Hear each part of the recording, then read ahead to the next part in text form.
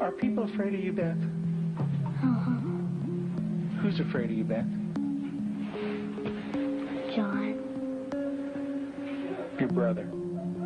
And why is your brother afraid of you? Because I hurt him so much. Okay. And what, at nighttime, what do your parents do to your door? Lock it shut. Why do they lock it shut? Because they don't want me to hurt John. Right. And they're kind of afraid of hurting John? Of you hurting John? Okay. Are they afraid that you might hurt them? Yep. Would you, Beth? When would you do it? Nighttime. Okay. Why would you do nighttime? Because I don't like them seeing me do it. But they can feel me do it. And what would you do to him, Beth? Stab him. Okay. What would you stab him with? The program you are about to see was compiled from the actual therapy tapes of Dr. Ken McGidd, a clinical psychologist specializing in the treatment of severely abused children. Children so traumatized in the first years of life that they do not bond with other people. They are children who cannot love or accept love. Children without conscience who can hurt or even kill without remorse. This film shows the devastating effects of abuse on a child. It also shows that victims can be helped. It is the story of a 6.5-year-old girl named Beth. Do you ever stick pins in people? Who? Okay. Do you do it a little bit or a lot? A lot. Okay. And what are you trying to do to your brother? Kill him. Why do you want your brother to die? Because I was hurt so bad, and I don't want to be around people. Okay. Who else would you like to stick pins into? Mommy and Daddy. What would you like to have happen to them? Die. Jesus couldn't have lived to save Israel, yet he chose to die to save the world. Tim is the minister of a small Methodist church in the South. He and his wife Julie have been married for 12 years. Unable to have children of their own, they decided to adopt. In February of 1984, they received a call from the Department of Social Services telling them they had 2 children available for adoption. They were told that Beth, 19 months old, and her brother Jonathan, 7 months old, were normal and healthy. We did not need children to make our lives complete. We felt secure in ourselves and secure in our relationship, but we wanted to share that with somebody else, and we felt like we had a lot to pass on to a child, and that was what we really wanted to do. And when the phone call came, it was like, at last it's here. And it seemed like a miracle. It had happened so quick. We'd heard of couples having to wait 5, 10 years on a child, and here we had 2 young children. It was like the answer to our dream. Their dream became a nightmare when they realized that Beth and Jonathan had severe emotional problems. We had the kids with us, Beth and her younger brother John, for probably a couple of months until we began to learn something about their background and their past. And when we learned it, some things seemed to fall in place about her behavior and John's behavior. From several sources, we discovered that they didn't have enough food to eat. That perhaps even Beth went all day maybe with just a box of Kick cereal. John himself was found in a bassinet with little patches of urine all over it and a dirty diaper and a couple of bottles at his feet that had curdled milk, and the back of his head was completely flat. The front of his head had bulged out, and at 7 months he couldn't raise his head, couldn't roll over. He was just had no stimulation, and we think perhaps that had happened to Beth, and it wasn't very long until she began showing some signs of perhaps even some abuse. There was a nightmare that she had. The nightmare was about a man who was falling on her and hurting her with a part of himself. Tell me about your birth father. What was that nightmare like? When he touched my vagina Okay. until it bled, hurt it a lot until it bled, and wouldn't feed me a lot. He'd hit on me and be very nice to me. How old were you? One, And in your nightmare, what happens? I get real scared. Where are you in the nightmare? What happens in the dream? I'm in the house, upstairs. And then what happens then? When he comes upstairs and, hurt. How do you feel when you talk about this? Scared. Like, Where's your birth father? What's he doing? he's right there, and there's his hand. And right there, Where? right there. You can't really see it because it's green. What's it touching? My vagina. And what is your birth father doing? Hurting it. Your face looks sad. Can you tell me about that? It's crying because the spot is the tears. Beth had endured severe neglect and abuse as a child. Her birth mother died when she was 1. Because of these early childhood experiences, Beth never developed a sense of conscience, love, or trust for anyone. The early sexual abuse by her birth father would cause her to exhibit inappropriate sexual behavior, especially toward her brother. Does your brother have private parts?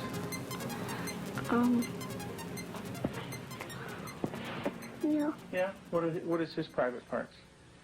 penis and butt. Mm-hmm. And what do you do with your brother with his private parts, Beth? I heard it. Tell me about it. What do you do? Now, I pinch it, squeeze it,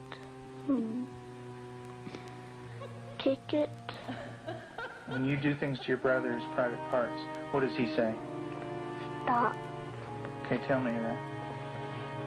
Well, he says stop, but I don't stop. Do you hurt him? A lot. Okay.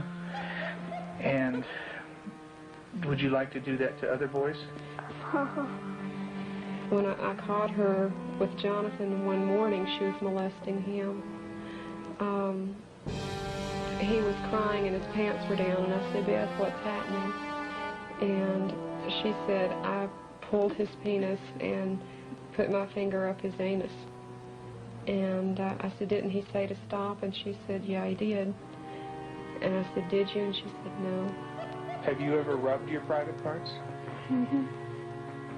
Do you do it a lot? A lot. How much do you do that? Not every single day, and that's until I did it every single day until it got real bad and messed up, and I had to go to the doctor, and I did not like it. What do you mean by real bad?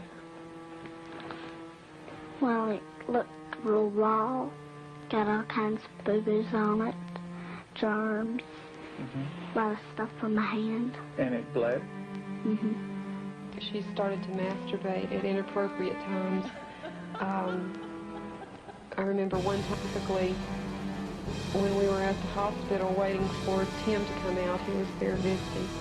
And Beth and John were in the back seat, and I turned around, and she had her legs spread and was masturbating in a public parking lot. And I had tried to explain to her numerous times before that that's a private area. You don't do it in public places.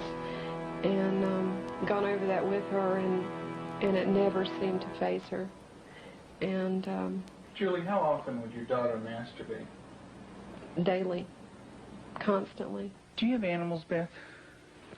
4 of them. Can you tell me their names? Clyde, Shuggy, Darcy, and Annie. And Daddy said a day ago that there was a stray cat who did not have a home, so Daddy was taking care of it and took it to the vet when he had his flight to go. And what do you do to the animals, Beth? Stick them with pins. Do you stick them a little bit or a lot? A lot. What are you trying to do to the animals, Beth? Kill them. What do they do when you stick them with the pins? Well, Annie cries. She's a dog. She got baby birds down out of the nest, and we thought maybe she was just curious. So we explained that she could hurt them, put them back, and went through a whole sitting down and talking to her about the problem of it. And the next day we went out to check the baby birds, and they were on the ground dead with their necks broken. Let's talk about what happened once when you were smaller, when you found some baby birds in a tree. What did you do then? I took them out. Mm-hmm. And what did Mom say to you? That the mother will not come back if somebody touches her baby. Mm-hmm. Are the baby birds kind of small? Can you describe them for me? Well, they don't have their eyes open, but they can hear me, and they look up. Are they kind of helpless? Little baby birds? Can they fly? No. Can they run away?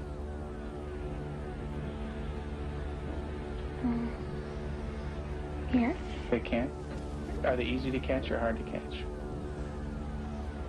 Hard. Yeah. Well, it's hard to remember. With the baby birds, what did you do? Took them out of the tree. And what did you do with them? Played around too rough.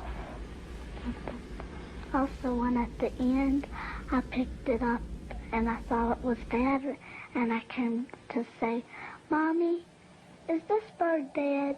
And she said, she called Daddy and said, Tim, and Daddy came and, I think I remember that they said yes. Mm-hmm. And so did the little baby birds die? I don't know. You don't remember? I just remember that I remember that Mommy and Daddy saying the last bird we got was dead. Mm-hmm. Do you know what Mom said to me? She said that all of them were dead.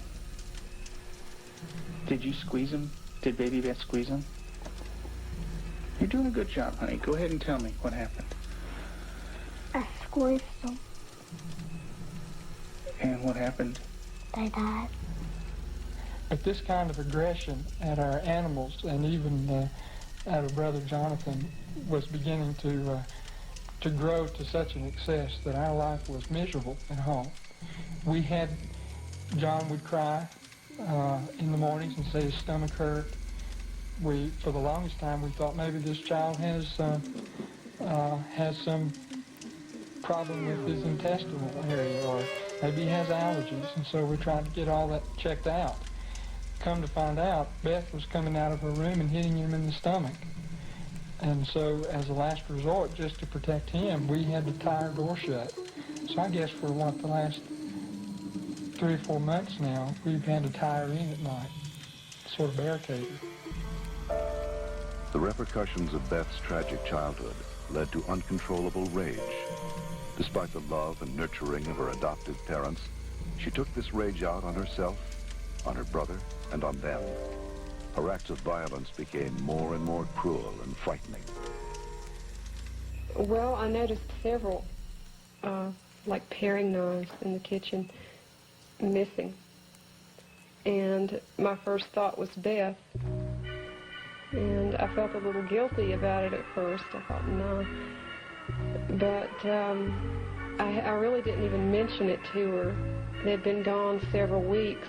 She was sitting at the table drawing and mentioned to me, what do those knives look like that are gone, Mom? And I said, what knives, Beth? And she said, weren't they kind of silver and about this big? And I knew then, and then this little smile that's not a sweet smile, but a malicious type of smile. And I knew then, I thought, she's got them. Tell me about the knives. Where did you get them? From the drawer. And where else? Do you remember? Mm-hmm. Tell me about it. I got them from the dishwasher. What kind of knives?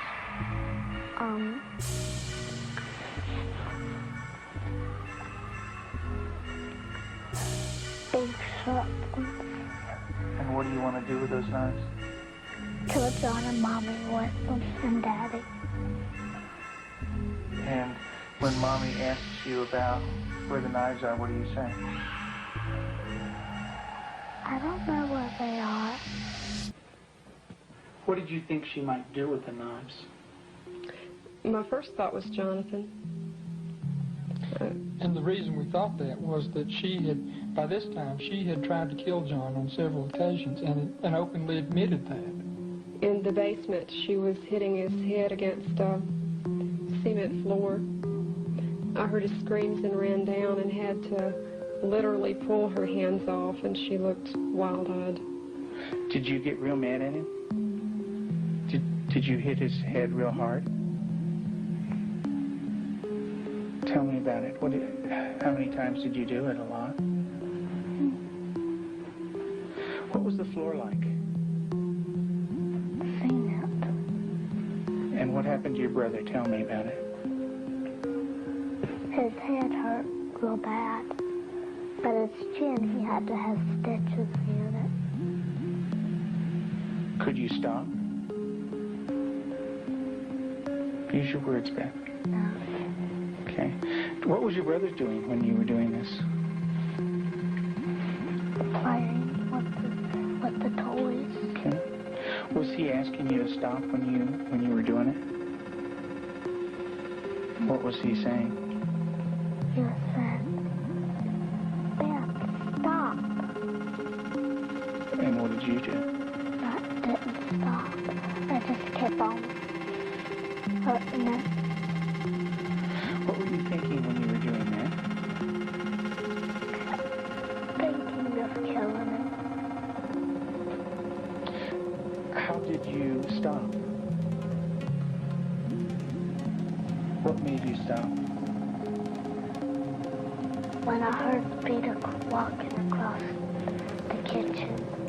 Mm-hmm. And then he stopped because I thought Mommy and Daddy would come. Okay. Did Mommy come? What did she do? She sent me to no room. Okay.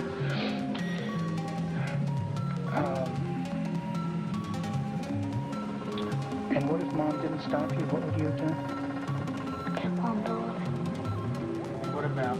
After evaluating the extent of Beth's psychological problems, Dr. McGidd felt that for the well-being of the family, Beth needed to be temporarily separated from them. In April of 1989, her parents brought her to a special home with an expert at raising children with early attachment disorders, especially children who are dangerous to themselves and others. I have children that have killed numerous times. Cold-blooded family members, neighbor children killed them. And they can do it. Makes my blood run cold just thinking about 9 years old. People don't think a 9-year-old is capable of cold-blooded murder, but they are. That attachment break does severe damage to the heart, the ability to care and the ability to love. they don't care and they don't love, they're capable of anything. We're very strict about everything. Everything is completely monitored. We take complete control because a child who's unattached does not trust. And because they don't trust, they don't allow anybody to be boss of them. So we take complete control. They are not boss of anything. They have to ask to get a drink of water. They have to ask to go to the bathroom. They have to ask to leave our sight. Part of that is because we cannot trust them because of the damage that they've done before. Beth, would you like to say grace, please? Dear Heavenly Father, thank you for this good day and everybody doing good. In Jesus' name, amen. Amen. They believe that they're evil. They believe they're from the devil. They believe that they are not a person of value. And we have to change that. And we have to build that from a child who's nothing, who's a bad kid in their own mind, to a child who's valuable and loving, and they see themselves as that.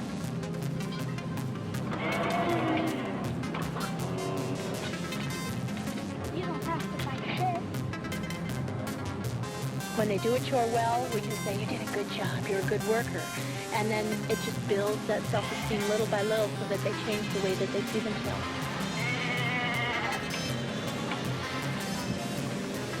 Several months into treatment in this controlled environment, Beth had made progress, and her therapist decided to loosen some of the controls.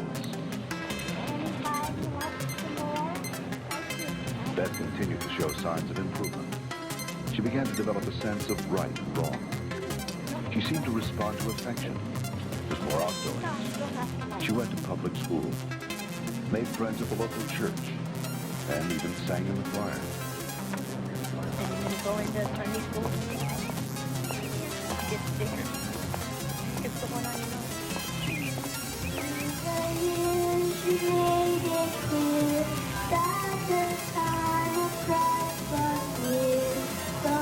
People couldn't see what Messiah ought to be. So your words became a plan. They just could not understand. That's Elijah. Yeah, it's a beard. His beard. There's his nose. That's his... Oh, I see. Yeah, see his beard is kind of flowing in the wind and everything. Elijah's taking us in the fiery chariot. Huh? Well, that's Elisha. That's the other prophet that took Elijah's place. And he was left. And there's Elijah. He learned about sheep. The Lord is my shepherd. March 3rd, you just got that yesterday, huh?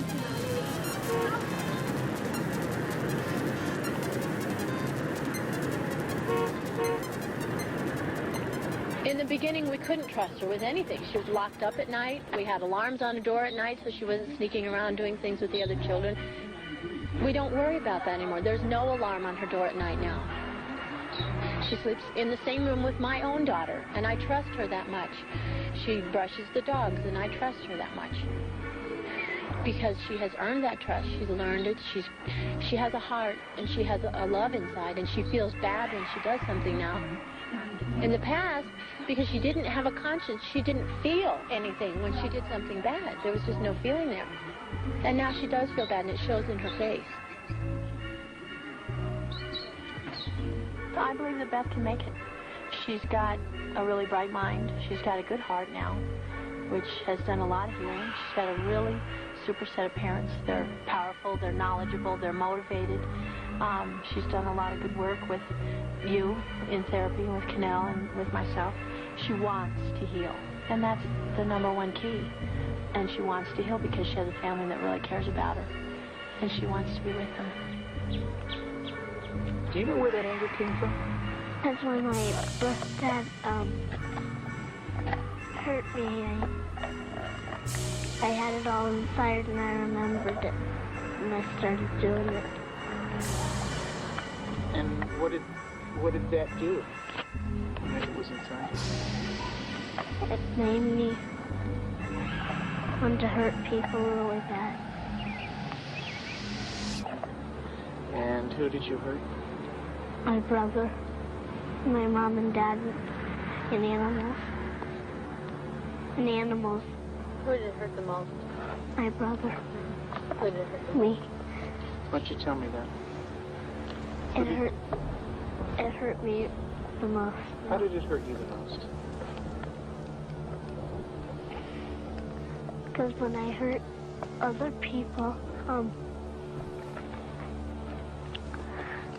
I'm hurting my good self. How do you feel right now, Beth?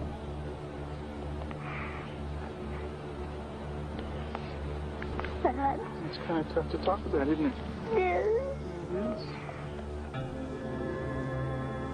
Beth gave her last interview for this film in December of 1989. Although she had made progress, she would still need extensive therapy. Not all abused children are as deeply scarred as Beth, but all abused children suffer a profound hurt for the rest of their lives. The road to recovery is long and hard for the abused child. There are more than 1 million new victims of child abuse in America every year.